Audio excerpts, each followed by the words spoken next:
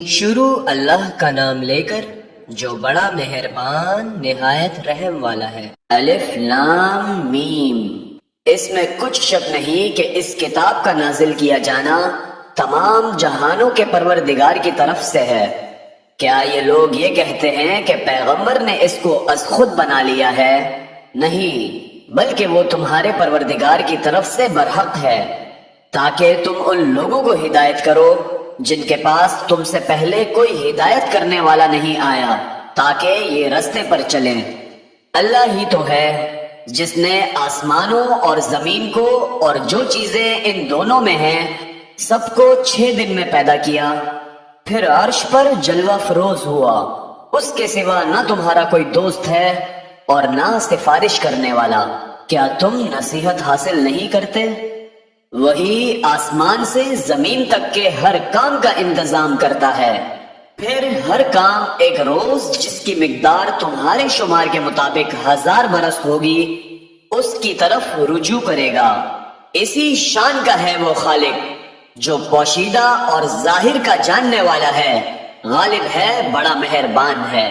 وہی جس نے ہر چیز کو بہت اچھی طرح بنایا، یعنی اس کو پیدا کیا، اور انسان کی پیدائش کو مٹی سے شروع کیا، پھر اس کی نسل ایک قسم کے خلاصے یعنی حقیر پانی سے بنائی، پھر اس کو درست کیا، پھر اس میں اپنی طرف سے روح پھونکی اور تمہارے کان اور آنکھ اور دل بنائے، مگر تم بہت کم شکر کرتے ہو۔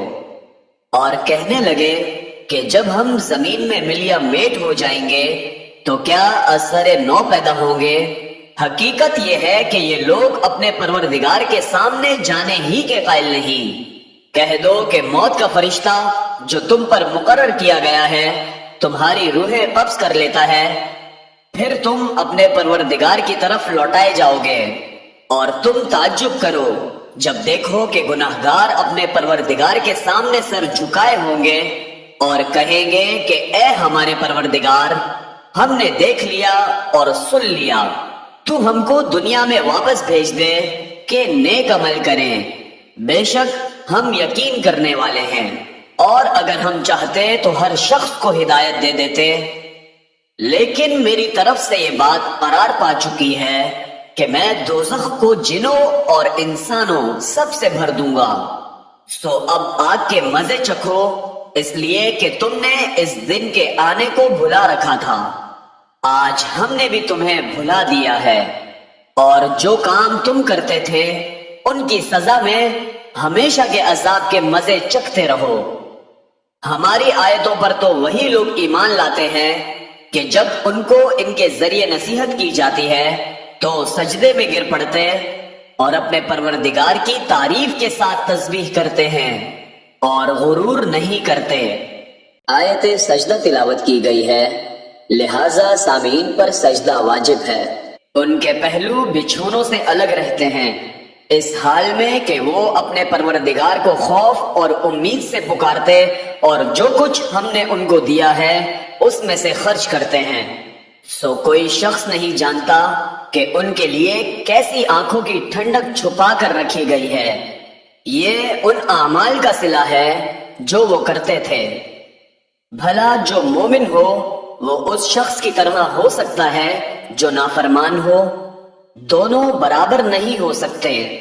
جو لوگ ایمان لائے اور نیک عمل کرتے رہے ان کے رہنے کے لیے باغ ہے، یہ مہمانی ان کاموں کی جزا ہے جو وہ کرتے تھے، اور جنہوں نے نافرمانی کی ان کے رہنے کے لیے دوزخ ہے۔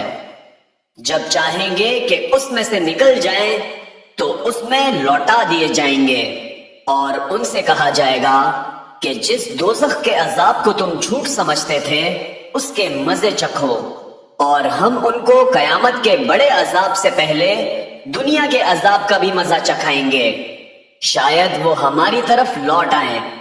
اور اس شخص سے بڑھ کر ظالم کون جس کو اس کے پروردگار کی آیتوں سے نصیحت کی جائے تو وہ ان سے منہ پھیر لے۔ ہم گناہگاروں سے ضرور بدلہ لینے والے ہیں، اور ہم نے موسیٰ کو کتاب دی تو تم ان سے ملاقات ہونے سے متعلق شک میں نہ ہونا۔ اور ہم نے اس کتاب کو بنی اسرائیل کے لیے ذریعہ ہدایت بنایا تھا، اور ان میں سے ہم نے پیشوا بنائے تھے جو ہمارے حکم سے ہدایت کیا کرتے تھے، جبکہ وہ صبر بھی کرتے تھے اور وہ ہماری آیتوں پر یقین رکھتے تھے۔ بلا شبہ تمہارا پروردگار ہی ان میں جن باتوں میں وہ اختلاف کرتے تھے قیامت کے روز فیصلہ کر دے گا۔ کیا ان کو اس امر سے ہدایت نہ ہوئی کہ ہم نے ان سے پہلے بہت سی امتوں کو جن کے رہنے کے مقامات میں یہ لوگ چلتے پھرتے ہیں ہلاک کر دیا؟ بے شک اس میں نشانیاں ہیں، تو یہ سنتے کیوں نہیں؟ کیا انہوں نے نہیں دیکھا کہ ہم بنجر زمین کی طرف پانی رواں کرتے ہیں، پھر اس سے کھیتی پیدا کرتے ہیں جس میں سے ان کے چوپائے بھی کھاتے ہیں اور یہ خود بھی کھاتے ہیں، تو یہ دیکھتے کیوں نہیں؟ اور کہتے ہیں اگر تم سچے ہو تو یہ فیصلہ کب ہوگا؟ کہہ دو کہ فیصلے کے دن کافروں کو ان کا ایمان لانا کچھ بھی فائدہ نہ دے گا اور نہ ان کو مہلت دی جائے گی۔